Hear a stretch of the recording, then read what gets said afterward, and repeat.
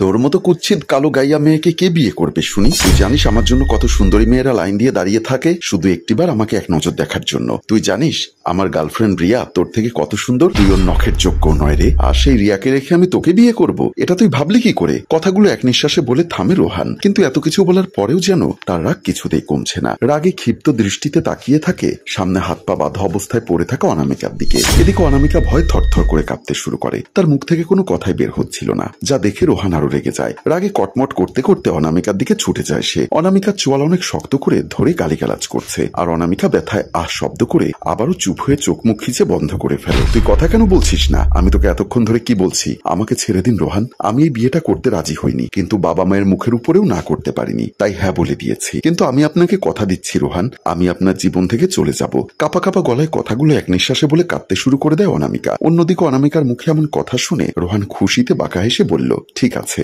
আজকের মতো তাহলে ছেড়ে দিলাম তোকে, বলেই হাতের বাঁধন খুলে দেয়। আমাদের বিয়ের আর 4 দিন বাকি, এই 4 দিনের মধ্যে যদি তোর কথা রাখতে না পারিস তাহলে কিন্তু আমি তোকে শেষ করে দিব। আরেকটা কথা কান খুলে শুনে রাখ, এই রোহান শুধু সুন্দরী নারীদেরকেই ভালোবাসে, যার রূপ নেই তাকে রোহান ছুঁয়েও দেখে না। কালো মেয়েরা আমার মন জয় করতে পারে না। কথাগুলো বলেই উচ্চ হাসিতে মেতে ওঠে রোহান। অন্যদিকে ঘৃণা ভরা দৃষ্টিতে তাকিয়ে থাকে অনামিকা, আর ভাবে একটা মানুষ এতটা জঘন্য কি করে হতে পারে, শুধুমাত্র তার মোহের জন্য? নাকি আমার গায়ের রং কালো বলে রোহান তার সাথে এমন আচরণ করলো? সে তো তাকে বিয়ে করতে চায়নি। রুমের দরজা না খুলে রোহান অনামিকাকে দরজার সামনে এনে বলল, তোকে বিয়ে করলে আমার জীবনটা বন্দিখানায় বন্দী হয়েছে, তো আমি স্বাধীনভাবে চলতে চাই। কালো মেয়েকে আমার বউ হিসাবে দেখলে বন্ধুরা ব্যঙ্গ করবে, যা এখন আমার চোখের সামনে থেকে, বলেই দরজা খুলে অনামিকাকে বের করে দেয় রুম থেকে। দরজা মুখের উপর বন্ধ করে দিয়ে সে ডেভিল হাসে। বেচারি কি করবে না করবে বুঝে উঠতে পারছে না। এই মুহূর্তে একটা মেয়ের কি করার থাকে? একদিকে বাবা মায়ের পছন্দের ছেলে যে শুধু উপরেই সুন্দর, ভেতরে যে এতটা নোংরা তা তো তারা জানে না। হে আল্লাহ, আমাকে একটা পথ দেখান। সে আর না ভেবে চোখের জল মুছে জায়গা ত্যাগ করে। অনামিকার বাবা মা মেয়ের জন্য অপেক্ষা করে আছে, কারণ অনেকক্ষণ ফোন দিয়েও তারা কোনো খবর পায়নি।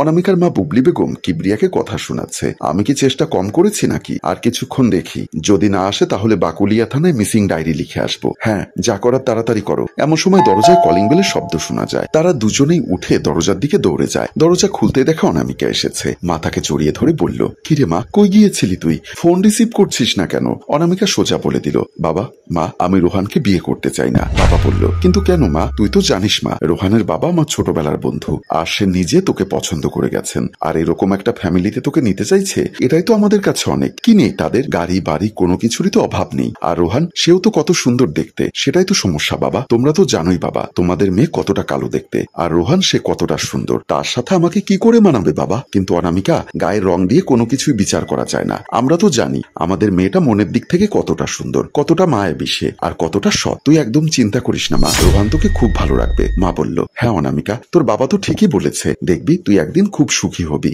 মা, ছোট দেশে ফিরবে কবে? আর বলিস না, তার নাকি পরীক্ষা চলছে এখন, তাই আর আসতে পারছে না। আমার বিয়েতে তার মানেও আসবে না। তখনই অনামিকার ফোন বেজে ওঠে, আর অনামিকা মোবাইল দেখে সেখান থেকে রুমের দিকে চলে যায়। অনামিকা রুমে এসে খাটে বসে ফোনটি রিসিভ করে বলল, হ্যালো হ্যালো বুবুমণি, কেমন আছো তুমি? এই তো আলহামদুলিল্লাহ ভালো, তুই কেমন আছিস? আলহামদুলিল্লাহ, আমিও ভালো আছি। শুনলাম তুই দেশে ফিরবি না, তাহলে কি আমার বিয়েতে আসবি না তুই? সরি বুবুমণি, আমি অনেক চেষ্টা করেছি, কিন্তু সম্ভব হবে না আসার। তুমি চিন্তা করো না, তোমার বিয়েটা আগে হয়ে যাক, তারপর আমি খুব তাড়াতাড়ি চলে আসবো দুলাভাইকে সারপ্রাইজ দিতে। সব বুঝলাম, কিন্তু দুলাভাই কই পাইলি? মানে তো স্বামী আর কি, বিয়ে করলে তো দুলাভাই পাবি। মানেটা বুঝিয়ে বলতো বুবু। খুবই সহজ, আমি বিয়েটা করছি না ছোটু। কি সব বলছিস? আচ্ছা রাখ এখন, আমি ফ্রেশ হব, বলেই ফোন কেটে দিলাম। বিয়ের আর মাত্র 1 দিন বাকি। আজ অনামিকার গায়ে হলুদ। অনামিকা এই কদিনে অনেক চেষ্টা করেছিল ঘর থেকে পালানোর, কিন্তু বাবা মায়ের মুখের দিকে তাকিয়ে সে আর পালাতে পারেনি। অনামিকা মন খারাপ করে বেলকনিতে দাঁড়িয়ে আছে আর ভাবছে সে এখন কি করবে, আর এখন কি করা উচিত। তখনই অনামিকার ফোনে কারো কল আসে। সে নাম্বারটি দেখে না চিনে একবার কেটে দেয়, আবার কল আসতে সে একটু বিরক্ত হয়ে কল রিসিভ করে। কলটি রিসিভ করতে ওপাশ থেকে কেউ কর্কশ গলায় বলে ওঠে,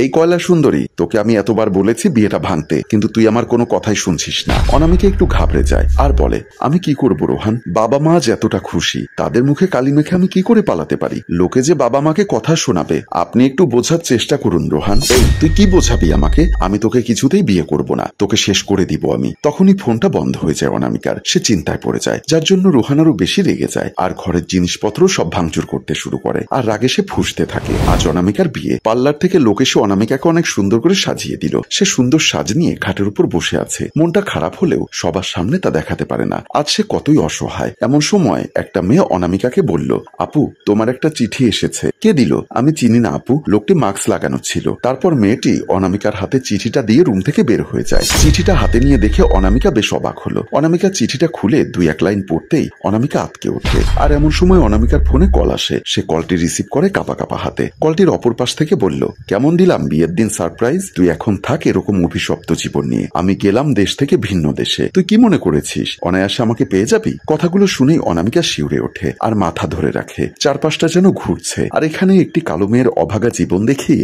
আমাদের গল্প শেষ হয়। সম্মানিত ভিউয়ার্স, একটি মেয়ের জীবন কি তাহলে এভাবে শেষ হয়ে যাবে বিয়ের দিন? গায়ের রঙের জন্য কি মেয়েটির জীবন অকালে শেষ হয়ে যাবে? তাই বলছি, বাবা মা যারা আছেন একটু দেখে শুনে মেয়ের বিয়ে ঠিক করুন। গল্পটির ভাবনা ও পরিচালনায় হাশেম রাজু, চিত্রগ্রহণ রানা বৈরাগী ও প্রযোজনায় মঞ্জুর মোর্শেদ মিউজিক প্লাস। গল্পটি ভালো লাগলে লাইক, কমেন্ট ও শেয়ার করে দিন। ধন্যবাদ।